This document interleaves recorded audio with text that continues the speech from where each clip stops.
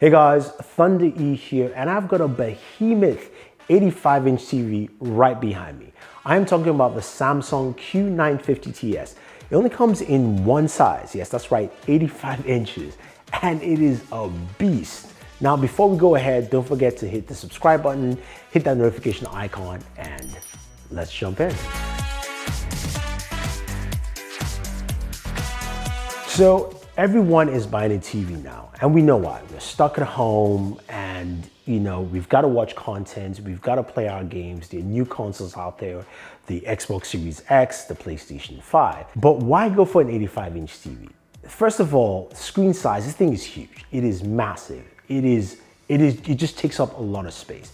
It's an 8K TV, and watching content on here really will blow your mind. It's hard to go back from using this television set. But what does it offer? Besides just being 85 inches and 8K, it packs in a ton of features. So Samsung has something called the Delta V stand that makes it feel like it's floating. When you look at the TV on the side or in front, it looks like it's tilted back slightly and floating. It's a different look and feel. Of course, you can mount this on your wall if you want to.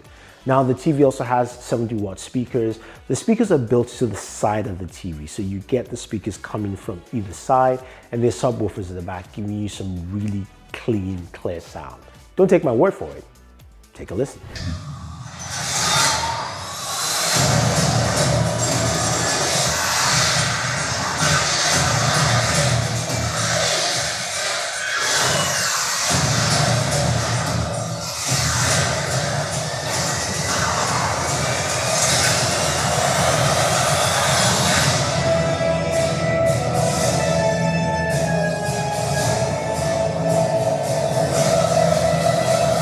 So yeah, it sounds good, it's great. It almost takes away the need for a soundbar, but of course a soundbar will add a different element for you.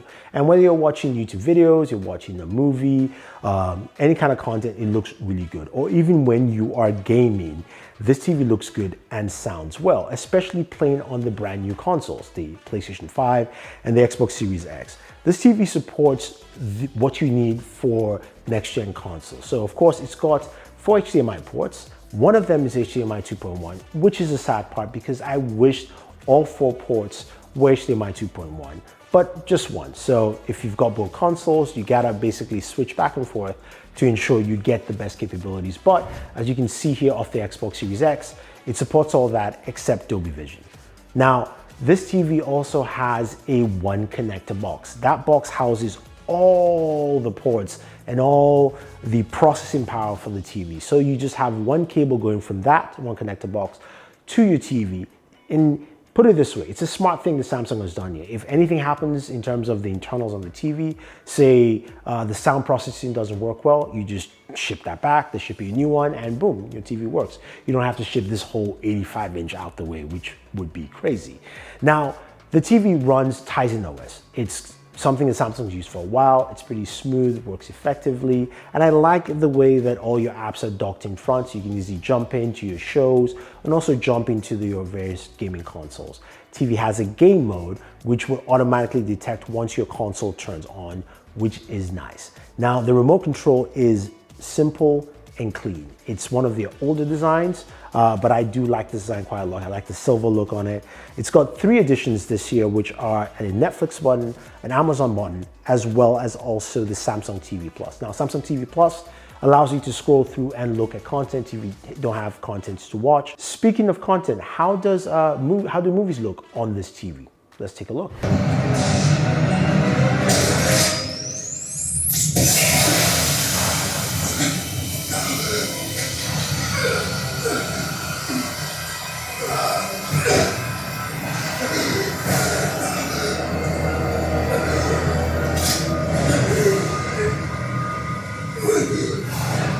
Breathe in.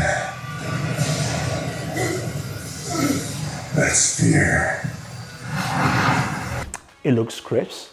I mean, BVS still looks as good as ever. That green kryptonite really shines and stands out. And that's something I think a lot of people will like. But we are gamers, and we talked about the fact that this has HDMI 2.1 port. And I've been playing on my Xbox Series X and PlayStation 5. how is that experience? What does it look like? How does it feel? Those are the questions you want to know. And let's take a look at what it actually brings into the table with the Samsung Q950TS.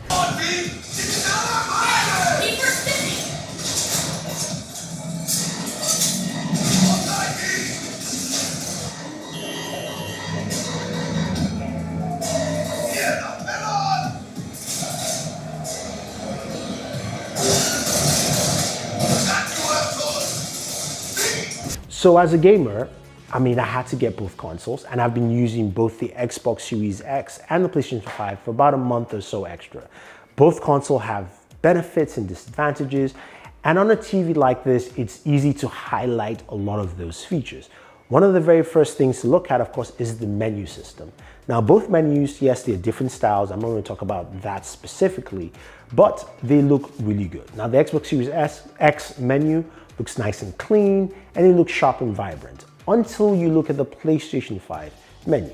Now, what you don't know is the Xbox Series X is at 1080p for the menu, and the PlayStation is at 4K or a higher resolution. So when you're upscaling to 8K, the 4K definitely looks sharper and more vibrant than the 1080p. So that's something you will probably notice if you watch carefully on from both consoles.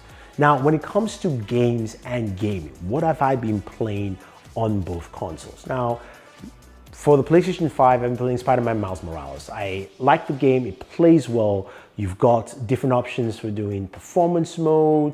You can do performance with ray tracing, and the game looks really, really nice. I'm playing it right now on high fidelity, and it looks sharp, it looks great, but you can play it in different modes, and the game works really well.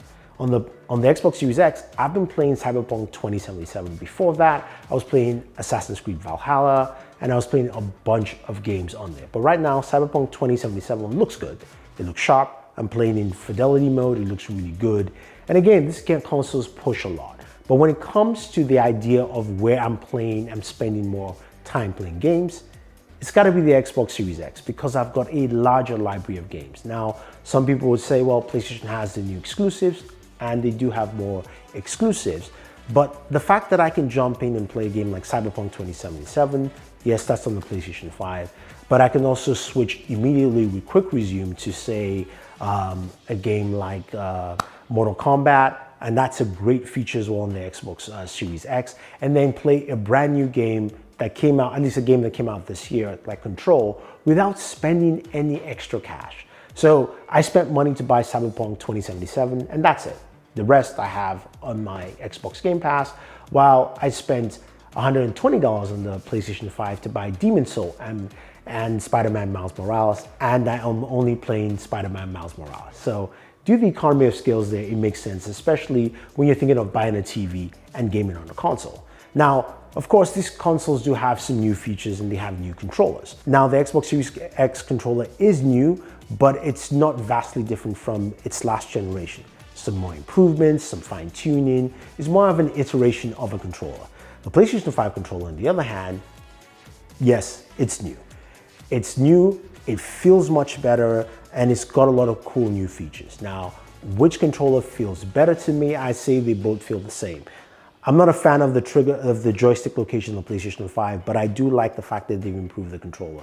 I know it's got a ton of new features, but it doesn't change a lot of my gameplay right now, and we'll have to wait and see what developers do and bring to the table. So that is something that's quite interesting there. Now, something that the PlayStation 5 can do with this Samsung Q950TS, and for some reason the Xbox Series X cannot do, is being able to use the Samsung TV remote to navigate my PlayStation 5. That's why I have that right behind me, and I can navigate through while using this remote. So my PlayStation controller is here, I'm holding it, not pressing any buttons, and I'm navigating through the menus. So for instance, if I power up my PlayStation 5 and I want to go ahead and just watch a movie or jump into a TV show, I can go ahead, go to media, and then I can start navigating, watch some Mando or watch something off Netflix. Very easy and very simple. So I like that. On the Series X, for some reason I can't do it. I know I could do that on the Xbox One X when I had that, but for whatever reason, maybe it's just an option or something, it just doesn't work there. Now, speaking of issues or bugs on both consoles, what I've experienced is while playing and using it on this TV, my PlayStation 5 has crashed about 3 times, the times I've noticed, and that's about it. I don't have a lot of crashes on it. I'm not using an external hard drive. Those are the only times it's crashed on me. My Xbox Series X has had an issue where each time I start a game, and it started when I downloaded it, Cyberpunk 2077, I would have to basically unplug in the HDMI port, but it's happened about 3 times or so. So again, that too is not something widespread. Those are the only issues I've had with the consoles. I think overall, when you look at both the Series X and the PlayStation 5, they are great consoles. They bring the kind of fidelity and performance as a PC gamer I can see. Now, playing on an 85-inch TV, it is unreal.